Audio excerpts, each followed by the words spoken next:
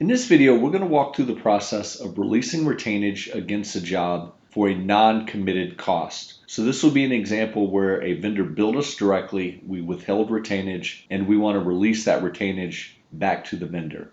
So you'd go to Add to Job, Retainage Bill, and from here we would select the vendor in question, Capital Concrete in this example, click Next. This is going to pull up a list of all the retainage that we've withheld across various jobs for this contractor.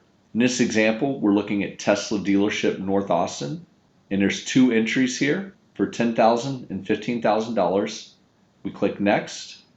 We select our date. Make sure these amounts look correct. Here you can see that Amber Supak is going to be our approver on this, and we click Save. All right, so now let's jump over to Accounts Payables. Go to Bills, and here under Pending Approval, you'll see a retainage bill for $25,000 for a retainage release that's now hit our account. Now, a couple of things happen behind the scenes. One, we're going to remove $25,000 off the retainage receivables balance sheet account. And two, we're going to move that $25,000 from the balance sheet to the AP aging report.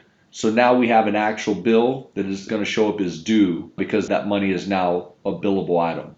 So if we were to go to the reports and go to balance sheet, we'd see that there's under retainage payables, this will have been reduced by $10,000. In the next video, I'm going to walk you through the process of releasing retainage on a subcontract.